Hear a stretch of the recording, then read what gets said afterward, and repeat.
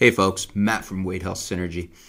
Thinking about having just listened to the fantastic Art Devaney interview on Tim Ferriss's blog, and really interesting man.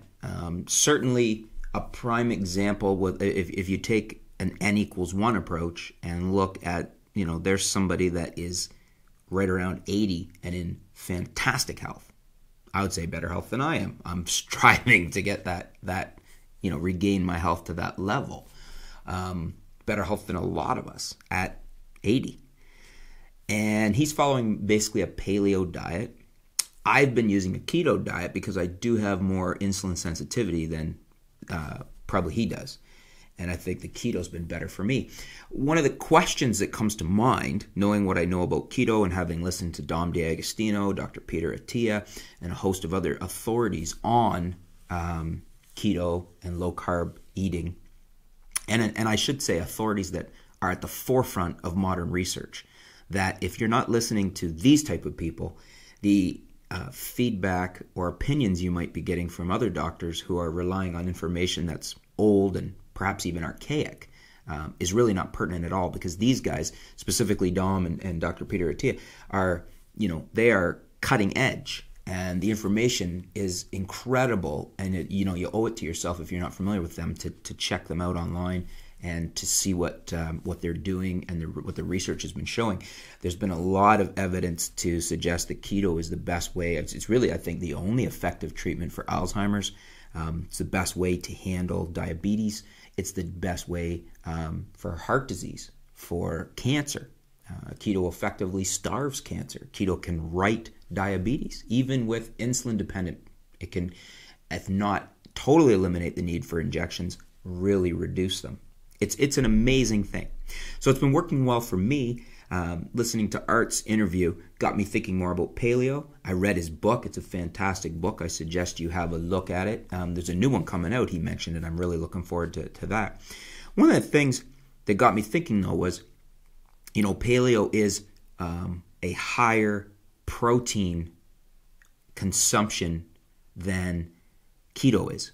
When you're following keto, when we eat low-carb keto, we want to have a higher fat, moderate protein, because if we eat too much protein, the process of gluconeogenesis is going to convert the protein to glucose, and we don't want that to happen. So we want to be careful about not consuming too much protein.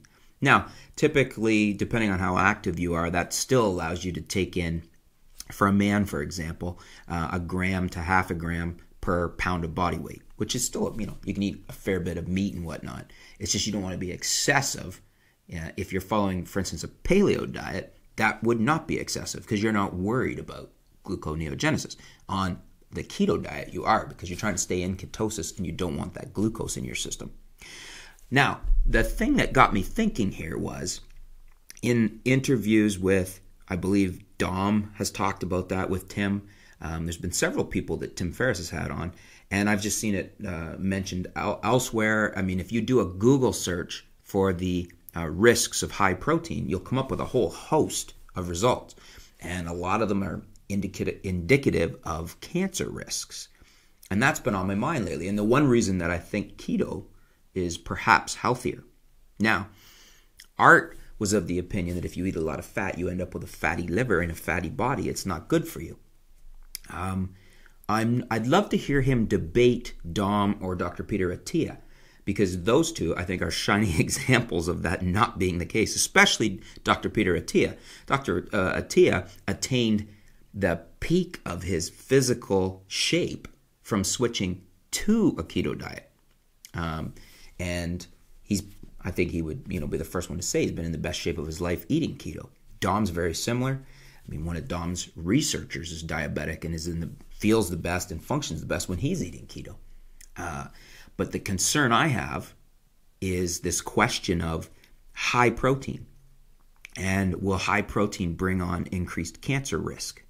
I don't worry about that so much on keto. But when I start thinking about, after if I can get my insulin sensitivity down because of the keto, like effectively treating it or resetting it, and then doing what a lot of us do, and then experimenting to see where your own personal level of tolerant carbohydrates is. So eventually I'd like to be able to introduce maybe up to 100 grams of carbohydrate a day. And I'm not talking about refined stuff, obviously. I'm talking about more berries, maybe an apple, something like that. And I would do that in conjunction with, having some fat in the meal so it dulls the insulin response and things like that. But I want to see how high I can get that. Now that's moving back towards more of a paleo diet. But then the concern becomes, and listening to Art, I started thinking maybe I should, try paleo for a bit and see how it reacts. I haven't done that diet in a while. Or modify it.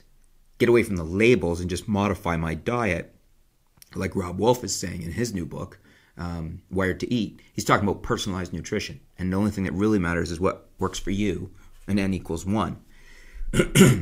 Excuse me.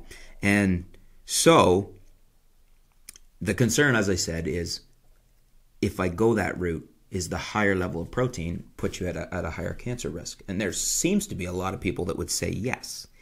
It seems to me from what I'm hearing from Art that he wouldn't agree with that. Or maybe it's more a question of defining what exactly we're talking about when we talk about higher protein levels. I mean, if you look at the China study, the healthiest populations in the world eat very low levels of meat and effectively protein.